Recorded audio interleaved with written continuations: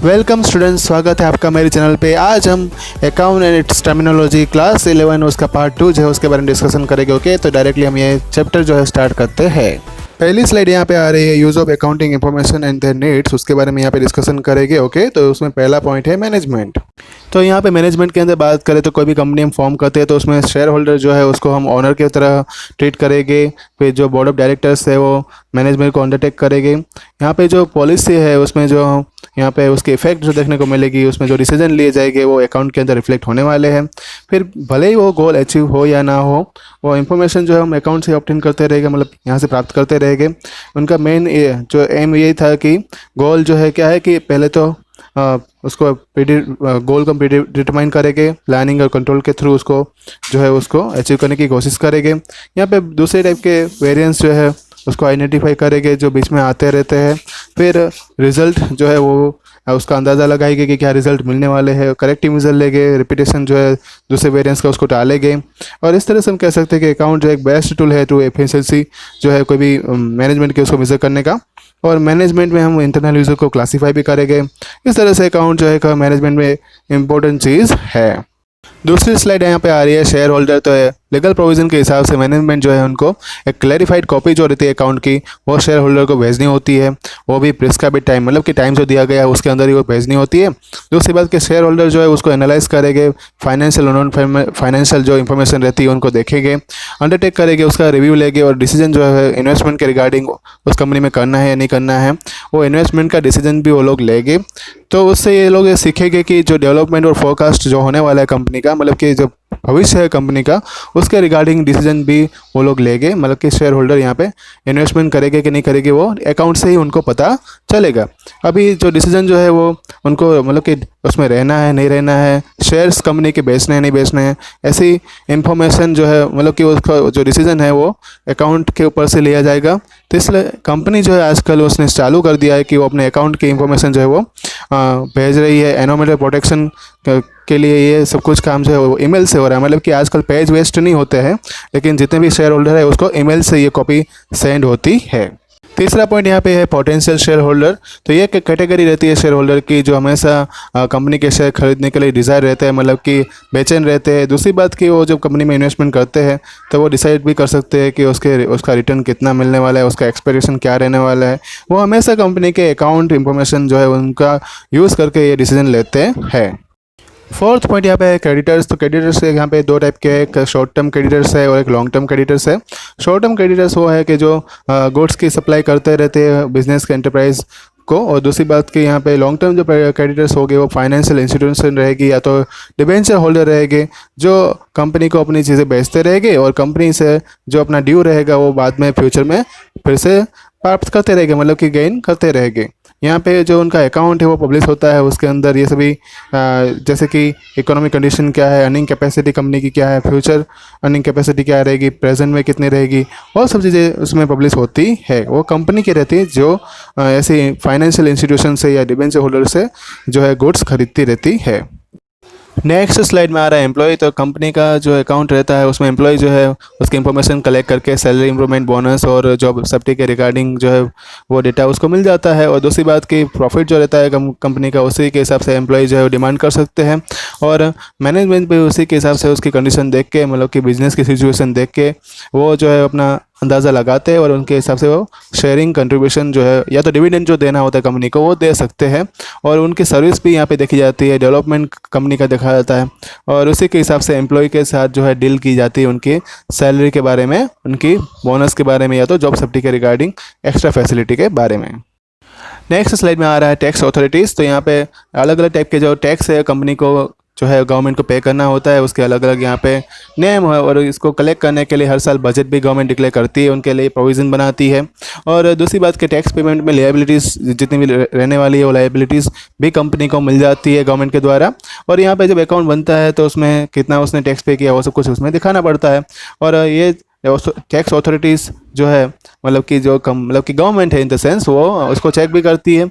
और मानो कि जो यहाँ पे जो हम टैक्स पे कर रहे हैं वो सेंट्रल गवर्नमेंट या तो स्टेट गवर्नमेंट उसको कलेक्ट करती है। और इसलिए टैक्स अथॉरिटी कंपनी के अकाउंट का हमेशा जो उसकी इंफॉर्मेशन है वो कलेक्ट करती रहती है।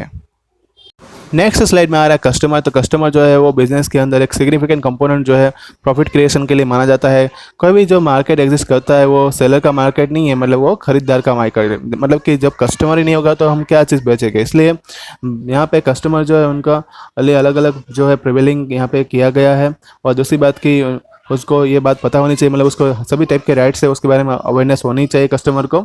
और ये जो प्रोडक्ट की प्राइस है, सर्विस है, उसकी प्राइस जो है उनके बारे में भी कस्टमर को ये सब बातें पता होनी चाहिए। यहाँ पे नेक्स्ट स्लाइड आ रही है फॉरेन एंटरप्रेन्योर। तो यहाँ पे जो कम्युनिकेशन और ट्रांसपोर्ट की फैसिलिटी जो मिल रही है कंपनी को, इसलिए वर्ल्ड एक छोटा सा विलेज बन चुका है। साथ में इकोनॉमिक रेस्ट्रिक्शन जो है उसमें भी लिबरलाइज जो है, और लिबरलाइजेशन के होने की वजह से जो फॉरेन एंटरप्राइज जो है वो अपनी प्रोडक्ट को सेल करने के लिए दूसरे कंट्री में भी जाते हैं, मतलब कि उसकी प्रोडक्ट जो है वो दूसरे कंट्री में भी सेल हो रही है। और ऐसा एक अमलगमेशन जो है कंपनी का जो है वो सेलिंग के अंदर देखने को मिलता है, मतलब दूसरी कंट्री भी उसमें पार्टिसिपेट कर रही है।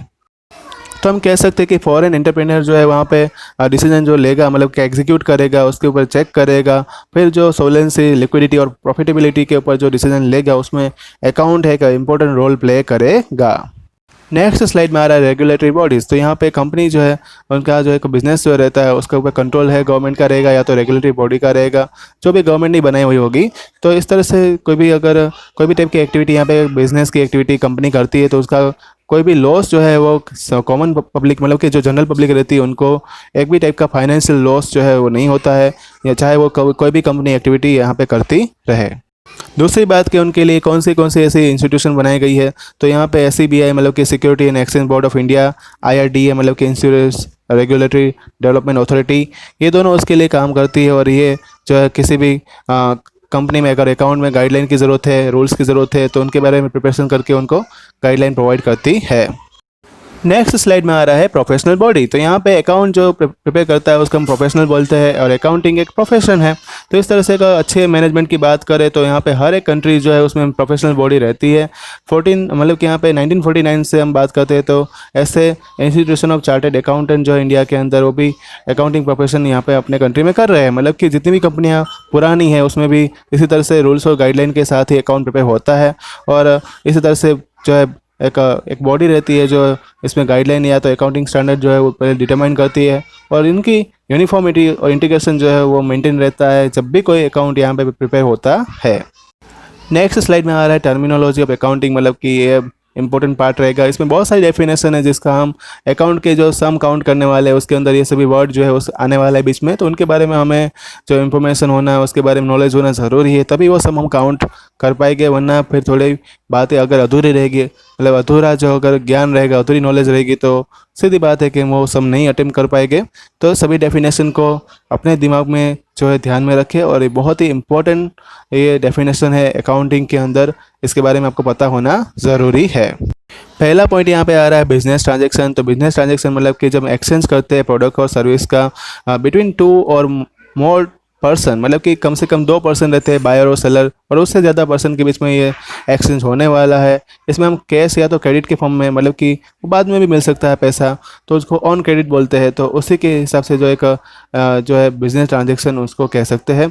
बिजनेस ट्रांजैक्शन की दूसरी भी यहाँ पे डेफिनेशन दी हुई कि एक्ट ऑफ बिजनेस भी उसको बोलते हैं। और ये एक बिजनेस ट्रांजैक्शन जो है वो हमेशा इकोनॉमिक ट्रांजैक्शन ही कहा जाता है। दूसरा पॉइंट यहाँ पे है इवेंट। इवेंट का मतलब यह है कि एक सिचुएशन बनती है और या तो रिजल्ट बनता है जिसमें ट्रांजैक्शन के ऊपर ये क्रिएट होता है। नेक्स्ट स्लाइड में आ रहा है कैपिटल। तो इन्वेस्टमेंट जो ओनर के द्वारा यहाँ पे बनाया जाता है, मतलब कि जहाँ पे वो इन्वेस्टमेंट करता है बिजनेस के अंदर, उनकी शुरुआत जो होती है उसकी वही उसका कैपिटल है। इन्वेस्टमेंट जो बिजनेस के अंदर वो कैश फॉर्म में भी हो सकता है या तो एसेट्स के फॉर्म में भी हो सकता है। ये सभी आइटम जो है वो कैपिटल के अंदर कंसिडर की जाती है, वो ओनर की रहती है इसलिए, और इसकी जो वैल्यू है वो मनी के अंदर मेजर होती है। नेक्स्ट स्लाइड में कैपिटल के आइडेंटिफाई करने के लिए और दूसरे पॉइंट दिए हुए हैं जिसको हम यहाँ पे जो है समझेंगे बिजनेस के नेचर के हिसाब से। तो पहला है सोल प्रोप्राइटरशिप के अंदर वो कैपिटल वर्ड यूज़ होता है जो ओनर प्रोवाइड करता है। दूसरा यहाँ पे पॉइंट दिया हुआ है कि पार्टनरशिप के अंदर जो है पार्टनर्स कैपिटल वर्ड जो हम यूज़ करेंगे जिसमें पार्टनर वो चीज़ें प्रोवाइड करेगा, मतलब कि वो पैसा भी हो सकता है, प्रॉपर्टी भी हो सकती है, जो भी हम चीज़ यहाँ पे कोई ज़मीन भी हो सकती है। कंपनी के अंदर जो है शेयर कैपिटल वर्ड यूज़ होता है जिसके अंदर वो शेयर होल्डर प्रोवाइड करते हैं, मतलब कि उस कंपनी में जो शेयर होल्डर रहेंगे वो उनका कैपिटल रहेगा। तो इस तरह से शेयर कैपिटल वर्ड जो है वो एक बहुत ही ज़्यादा पॉपुलर वर्ड है। नेक्स्ट स्लाइड में आ रहा है ड्राइंग। तो कोई भी ओनर जो रहता है वो बिजनेस के अंदर कभी भी उनको ज़रूरत होती है तब वो प्रॉपर्टी या तो गुड्स या तो सामान या तो कैश वो उसमें से निकालता रहता है। तो जब वो निकालता है तो उसका डायरेक्टली रिफ्लेक्शन अकाउंट में देखने को मिलता है, तो इसको हम कैपिटल डिडक्शन भी बोलते हैं।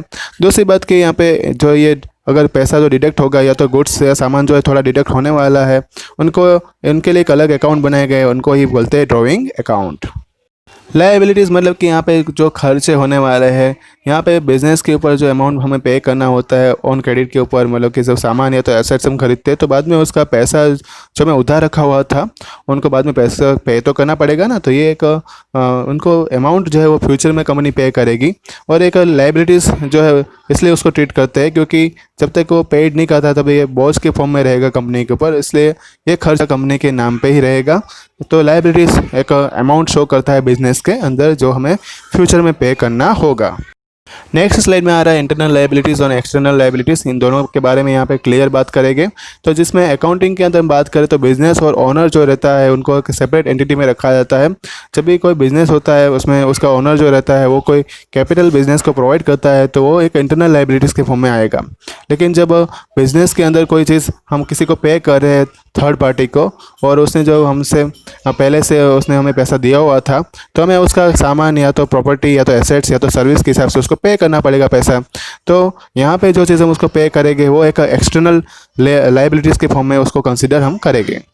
नेक्स्ट स्लाइड में आ रहा है यहाँ पे करंट लायबिलिटीज़ और नॉन करंट लायबिलिटीज़। तो एक लायबिलिटीज़ जो रहती है उसमें हमें 1 साल के अंदर बिजनेस में उसका पेमेंट करना पड़ता है तो उसको करंट लायबिलिटीज़ कहते हैं। और ये एक शॉर्ट टर्म लायबिलिटीज़ भी है। और शॉर्ट टर्म लायबिलिटीज़ में जो है गुड्स को हम जो परचेस करते हैं उसका एक्सपेंस जो रहता है वो इसमें आता है। जब लॉन्ग टर्म लायबिलिटीज़ की बात करते हैं तो उसमें 1 साल से ज़्यादा का टाइम मिलता है और उसमें हम अपना खर्चा जो है वो 1 साल के बाद भी पेमेंट कर सकते हैं, तो वो नॉन करंट लायबिलिटीज़ में आएगा।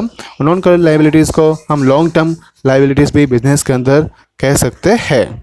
तो यहाँ पे उसका डायग्राम बना के भी बताया गया है कि करंट लायबिलिटीज़ जो है वो 1 साल से कम जो है उसमें उसका खर्चा हमें पे करना पड़ेगा। नॉन करंट लायबिलिटीज़ जो है वो लॉन्ग टर्म तक चलता है, मतलब कि आप 2-3 साल के बाद भी उसका पेमेंट कर सकते हो। तो नॉन करंट लायबिलिटीज़ या तो लॉन्ग टर्म लायबिलिटीज़ में उसका जो है वो इंक्लूड होगा। तो इस तरह से यहाँ पे ये चैप्टर जो था उसका पार्ट 2 जो है वो यहाँ पे ख़त्म होता है। पार्ट 3 जो है आपको जल्दी नोटिफाई किया जाएगा, व्हाट्सएप पर आपको होमवर्क सेंड कर दिया जाएगा। अगर आपको कोई डाउट है तो मुझे यहाँ पे कमेंट बॉक्स में लिखकर बता सकते हैं। तो एजुकेशनल के रिगार्डिंग जो है वीडियो देखने के लिए मेरे चैनल को सब्सक्राइब करना मत भूलना, एक लाइक भी कर देना क्योंकि वीडियो बनाने में भी बहुत ज़्यादा मेहनत लगती है। ओके स्टूडेंट्स, तो थैंक यू ऑल।